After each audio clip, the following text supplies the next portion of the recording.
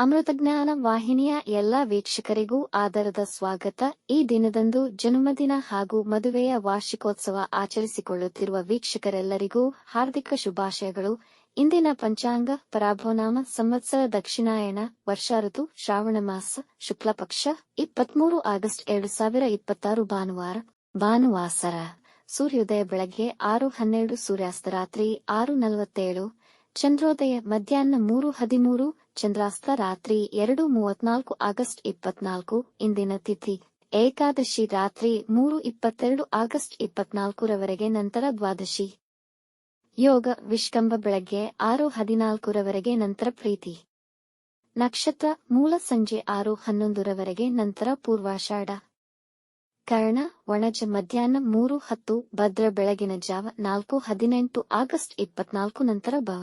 ಇಂದಿನ ಶುಭ ಮುಹೂರ್ತದಲ್ಲಿ ಬ್ರಾಹ್ಮಿ ಮುಹೂರ್ತ 4:36 ರಿಂದ 5:22, ಅಭಿಜಿತ್ ಮುಹೂರ್ತ ಬೆಳಗ್ಗೆ 11:57 ರಿಂದ 12:47, ಪ್ರಾತಃ ಸಂಧ್ಯಾ ಬೆಳಗಿನ ಜಾವ 4:59 ರಿಂದ 6:08 ರವರೆಗೆ, ಸಂಧ್ಯಾಕಾಲ ಸಂಜೆ 6:36 ರಿಂದ 7:45, ಅಮೃತಕಾಲ ಬೆಳಗ್ಗೆ 10:33 ರಿಂದ 12:21, ಸರ್ವಾರ್ಥ ಸಿದ್ಧಿ ಮತ್ತು ರವಿಯೋಗ ಬೆಳಗ್ಗೆ 6:08 ರಿಂದ ಸಂಜೆ 5:44. ಅಶುಭ ಗಳಿಗೆಗಳಲ್ಲಿ ರಾಹುಕಾಲ ಸಂಜೆ 5:03 ರಿಂದ 6:36, ಯಮಗಂಡ ಕಾಲ ಮಧ್ಯಾಹ್ನ 12:22 ರಿಂದ 1:56 ರವರೆಗೆ, ವರ್ಜಕಾಲ ಮಧ್ಯಾಹ್ನ 3:57 ರಿಂದ 5:44, ನಂತರ ಬೆಳಗಿನ ಜಾವ 4:26 ಆಗಸ್ಟ್ 24 ರಿಂದ 6:13 ಆಗಸ್ಟ್ 24, ದುರ್ಮುಹೂರ್ತ ಸಂಜೆ 4:57 ರಿಂದ 5:46 ರವರೆಗೆ. ಸಂಜೆ 6:11 ರವರೆಗೆ ತಾರಾಬಲ ಇರುವ ನಕ್ಷತ್ರಗಳು ಭರಣಿ, ಕೃತ್ತಿಕ, ಮೃಗಶಿರ, ಪುನರ್ವಸು, ಆಶ್ಲೇಷ, ಪೂರ್ವ ಫಾಲ್ಗುಣಿ, ಉತ್ತರ ಫಾಲ್ಗುಣಿ, ಚಿತ್ರ, ವಿಶಾಖ, ಜ್ಯೇಷ್ಠ, ಪೂರ್ವಾಷಾಢ, ಉತ್ತರಾಷಾಢ, ಧನಿಷ್ಠ, ಪೂರ್ವ ಭಾದ್ರಪದ, ರೇವತಿ. ಮಾರನೆಯ ದಿನ ಮುಂಜಾನೆಯವರೆಗೂ ತಾರಾಬಲ ಇರುವ ನಕ್ಷತ್ರಗಳು ಅಶ್ವಿನಿ, ಕೃತ್ತಿಕ, ರೋಹಿಣಿ, ಆರ್ದ್ರ, ಪುಷ್ಯ, ಮಗ, ಉತ್ತರ ಫಾಲ್ಗುಣಿ, ಹಸ್ತ, ಸ್ವಾತಿ, ಅನುರಾಧ, ಮೂಲ, ಉತ್ತರಾಷಾಢ, ಶ್ರವಣ, ಶತಭಿಷ, ಉತ್ತರ ಭಾದ್ರಪದ. ಮಾರನೆಯ ದಿನ ಮುಂಜಾನೆಯವರೆಗೆ ಚಂದ್ರಬಲ ಇರುವ ರಾಶಿಗಳು ಮಿಥುನ, ಕರ್ಕ, ತುಲಾ, ಧನು, ಕುಂಭ, ಮೀನ. ಆಗಸ್ಟ್ 23 ರಂದು ಪುತ್ರದ ಏಕಾದಶಿ ಎಂಬ ಶುಭ ದಿನವನ್ನು ಆಚರಿಸಲಾಗುತ್ತದೆ. ಹಿಂದೂ ಕ್ಯಾಲೆಂಡರ್ ಪ್ರಕಾರ ಪುತ್ರದ ಏಕಾದಶಿ ವರ್ಷಕ್ಕೆ 2 ಬಾರಿ ಆಚರಿಸಲಾಗುತ್ತದೆ. ಮೊದಲನೆಯದು ಶೀತಕಾಲದ ಜನವರಿಯಲ್ಲಿ ಆಚರಿಸಲಾದ ಪೌಷ್ ಪುತ್ರದ ಏಕಾದಶಿ ಮತ್ತು ಎರಡನೇದು ಮಳೆಗಾಲದಲ್ಲಿ ಸಾಮಾನ್ಯವಾಗಿ ಆಗಸ್ಟ್ನಲ್ಲಿ ಆಚರಿಸಲಾಗುವ ಶ್ರಾವಣ ಪುತ್ರದ ಏಕಾದಶಿ. ಪುತ್ರದ ಏಕಾದಶಿ ವಿಶೇಷವಾಗಿ ಉತ್ತಮ ಮಕ್ಕಳನ್ನು ಹೊಂದಲು ಭಗವಂತನ ಆಶೀರ್ವಾದ ಕೋರುವವರಿಗೆ, ಜೊತೆಗೆ ಈಗಾಗಲೇ ಮಕ್ಕಳಿದ್ದಲ್ಲಿ ಅವರ ಆರೋಗ್ಯ, ಸಂಪತ್ತು ಮತ್ತು ಸಕಲಾಭಿವೃದ್ಧಿಗಾಗಿ ಪ್ರಾರ್ಥನೆ ಮಾಡಲು ಆಚರಿಸಲಾಗುತ್ತದೆ. ಈ ಏಕಾದಶಿಯ ಮುಖ್ಯ ವಿಷಯ ಕುಟುಂಬದ ಒಟ್ಟು ಸಮೃದ್ಧಿಯಾಗಿದೆ. ಏಕಾದಶಿಗೆ ಪುತ್ರದ ಎಂಬ ಪದವು ಮುಂಚಿತವಾಗಿ ಬರುತ್ತದೆ. ಇದರರ್ಥ ಮಗು ಅಥವಾ ಮಗ ನೀಡುವವನು. ಆದ್ದರಿಂದ ಈ ದಿನವನ್ನು ಹೆಚ್ಚು ಮದುವೆಯಾಗಿರುವ ದಂಪತಿಗಳು ತಮ್ಮ ಕುಟುಂಬ ಜೀವನದಲ್ಲಿ ಮುಂದಿನ ಹಂತ ತೆಗೆದುಕೊಳ್ಳಲು ಸಿದ್ಧರಾಗಿರುವಾಗ ಆಚರಿಸುತ್ತಾರೆ. ತ್ರಿಕ್ ಪಂಚಾಂಗದ ಪ್ರಕಾರ ಈ ವರ್ಷದ ಪುತ್ರಾದ ಏಕಾದಶಿ ತಿಥಿ ಆಗಸ್ಟ್ 23 ರಂದು ಬೆಳಗ್ಗೆ 2ಕ್ಕೆ ಪ್ರಾರಂಭವಾಗಿ ಆಗಸ್ಟ್ 24 ರಂದು ಬೆಳಗ್ಗೆ 4:18ಕ್ಕೆ ಮುಗಿಯಲಿದೆ. ಉಪವಾಸ ವ್ರತ ಪಾಲಿಸುವವರಿಗೆ ಪಾರಣ ಸಮಯ ಮಧ್ಯಾಹ್ನ 1:41 ರಿಂದ 4:16 ರವರೆಗೆ ಇದೆ. ಪಾರಣದ ದಿನ ಹರಿವಾಸರ ಬೆಳಗ್ಗೆ 10:49ಕ್ಕೆ ಮುಗಿಯುತ್ತದೆ. ವೈಷ್ಣವ ಶ್ರಾವಣ ಪುತ್ರಾದ ಏಕಾದಶಿ ಆಗಸ್ಟ್ 24 ರಂದು ಆಚರಿಸಲಾಗುತ್ತದೆ. ಇದನ್ನು ಪಾಲಿಸುವವರಿಗೆ ವೈಷ್ಣವಿ ಏಕಾದಶಿಯ ಪಾರಣ ಸಮಯ ಆಗಸ್ಟ್ 25 ರಂದು ಬೆಳಗ್ಗೆ 5:55 ರಿಂದ 6:20 ರವರೆಗೆ ಇದೆ ಮತ್ತು ದ್ವಾದಶಿ ಅಂದೇ ಬೆಳಗ್ಗೆ 6:20ಕ್ಕೆ ಮುಗಿಯುತ್ತದೆ. ಪುತ್ರದ ಏಕಾದಶಿ ದಿನ ಸಾಮಾನ್ಯವಾಗಿ ಮಗುವಿನ ಒಳ್ಳೆಯ ಪರಮೋನ್ನತಿಗಾಗಿ ಭಕ್ತರು ಶ್ರೀವಿಷ್ಣು ಮತ್ತು ಶ್ರೀಕೃಷ್ಣರನ್ನು ಪೂಜಿಸುತ್ತಾರೆ. ಸಂತಾನ ಗೋಪಾಲ ಮಂತ್ರವನ್ನು ಹೀಗೂ ಪ್ರತಿದಿನ ಓದುತ್ತಾರೆ. ಸಂತಾನ ಗೋಪಾಲ ಮಂತ್ರವನ್ನು ತುಳಸಿ ಮಾಲಾ ಬಳಸಿ ಪಠಿಸುವುದು ಉತ್ತಮ.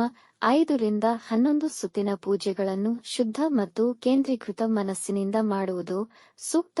ಆರೋಗ್ಯಕರ ಮಗುವಿಗಾಗಿ ಪ್ರತಿದಿನ 108 ಬಾರಿ ಈ ಮಂತ್ರವನ್ನು ಪಠಿಸುವುದು ಶ್ರೇಯಸ್ಕರ. ನಿಮ್ಮ ಪ್ರಾರ್ಥನೆಗಳನ್ನು ಪುತ್ರದ ಏಕಾದಶಿ ವ್ರತ ಕಥೆಯನ್ನು ಕೇಳುವುದರಿಂದ ಕೊನೆಗೊಳಿಸಬಹುದು. ಏಕಾದಶಿಯಂದು ಬೆಳಗ್ಗೆ ಬೇಗ ಎದ್ದು ಪುಣ್ಯ ಸ್ನಾನ ಮಾಡಿ ನಂತರ ಸಂಕಲ್ಪ ಅಥವಾ ಒಂದು ವ್ರತವನ್ನು ತೆಗೆದುಕೊಳ್ಳಿ. ಭಗವಂತ ವಿಷ್ಣುಗೆ ಭಕ್ತಿಯುತವಾಗಿ ಉಪವಾಸ ಮಾಡಿ ಮತ್ತು ಶುಚಿತ್ವದ ಪೂಜಾ ಸ್ಥಳವನ್ನು ಸಿದ್ಧಪಡಿಸಿ. ಧಾನ್ಯಗಳು, ಬೇಳೆಕಾಳುಗಳು ಮತ್ತು ಮಾಂಸದ ಆಹಾರಗಳನ್ನು ಕಟ್ಟುನಿಟ್ಟಾಗಿ ತಪ್ಪಿಸಬೇಕು. ಬದಲಿಗೆ ದಶಮಿ ಸೂರ್ಯನ ಅಸ್ತಮಾನದವರೆಗೆ ಸಹಜ ಆಹಾರವನ್ನು ಮಾತ್ರ ಸೇವಿಸಬೇಕು. ಹಸುವಿಗೆ ಹುಲ್ಲು ಹಣ್ಣು ನೀಡುವುದು ಮತ್ತು ತುಳಸಿ ಗಿಡದ ಮುಂದೆ ದೀಪ ಬೆಳಗಿಸುವುದು ಉತ್ತಮ. ಭವಿಷ್ಯ ಪುರಾಣದಲ್ಲಿ ಕಾಣಿಸಿಕೊಳ್ಳುವ ಪುತ್ರದ ಏಕಾದಶಿಯ ಕತೆ ಮಹಿಷ್ಮತಿಯ ರಾಜ ಮಹಿಜಿತ್ ಸುಕೇತುಮಾನ ಎಂದು ಕರೆಯಲ್ಪಡುವ ಅವರ ವಂಶವನ್ನು ಮುಂದೊಯ್ಯುವ ಯಾರೂ ಇಲ್ಲದೇ ಇದ್ದಾಗ ಅವರು ಜ್ಞಾನಿ ಲೋಮಶ ಅವರನ್ನು ಉತ್ತರಕ್ಕಾಗಿ ಕೇಳಿದರು. ತಮ್ಮ ದೃಷ್ಟಿಯನ್ನು ಬಳಸಿಕೊಂಡು ಲೋಮಶರು ರಾಜನಿಗೆ ತಿಳಿಸಿದರು.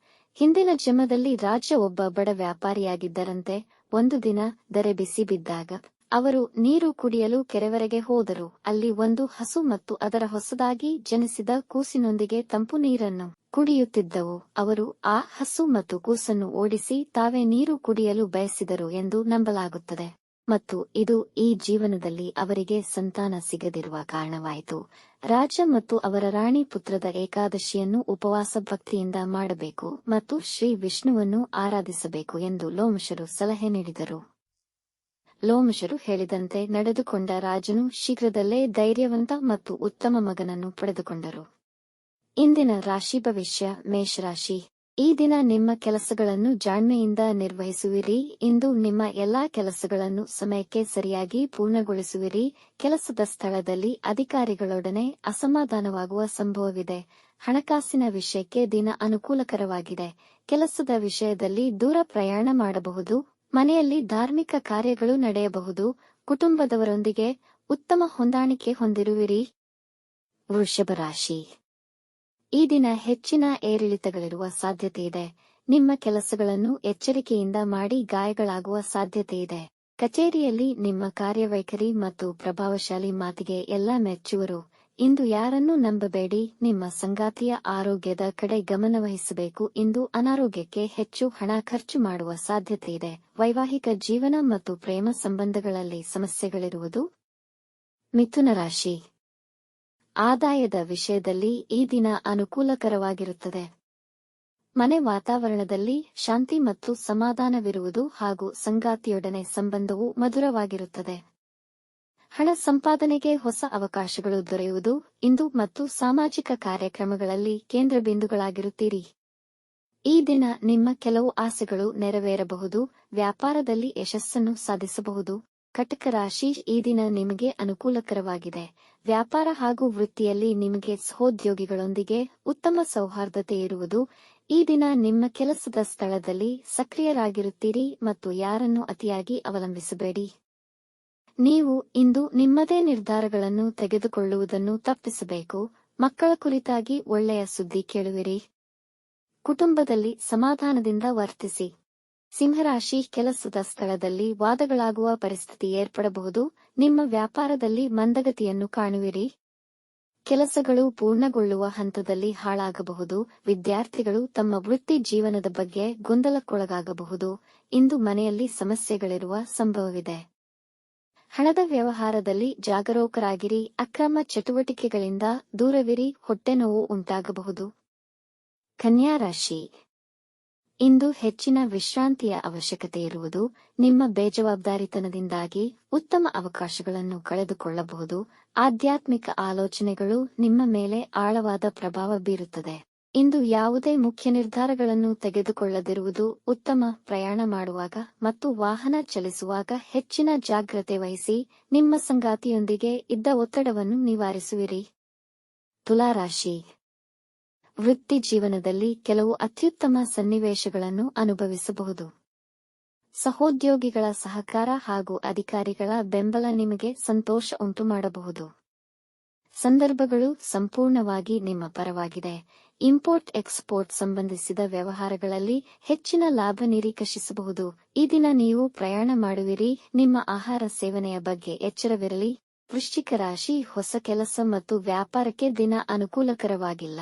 ಮಾಡಲೇಬೇಕಿದ್ದಲ್ಲಿ ನಿಪುಣರ ಸಲಹೆ ಪಡೆಯಿರಿ. ಇಂದು ಜನ ನಿಮ್ಮ ಮಾತನ್ನು ತಪ್ಪಾಗಿ ಅರ್ಥೈಸಿಕೊಳ್ಳಬಹುದು. ಇಂದು ನೀವು ವಿನಾಕಾರಣ ಕಿರಿಕಿರಿಯಾಗಬೇಡಿ ಹಾಗೂ ಬೇರೆಯವರ ಜಗಳಗಳಲ್ಲಿ ಹಸ್ತಕ್ಷೇಪ ಮಾಡಬೇಡಿ. ನಿಮ್ಮ ಸಲಹೆಯನ್ನು ಒಪ್ಪಲು ಯಾರನ್ನೂ ಬಲವಂತಪಡಿಸಬೇಡಿ. ಪಾಲುದಾರಿಕೆ ಸಂಬಂಧಿತ ವ್ಯವಹಾರಗಳಲ್ಲಿ ಆರ್ಥಿಕ ಲಾಭವಾಗಬಹುದು. ಧನುರಾಶಿ, ಸಕಾರಾತ್ಮಕ ಜನರೊಂದಿಗೆ ಬೆರೆಯುವಿರಿ.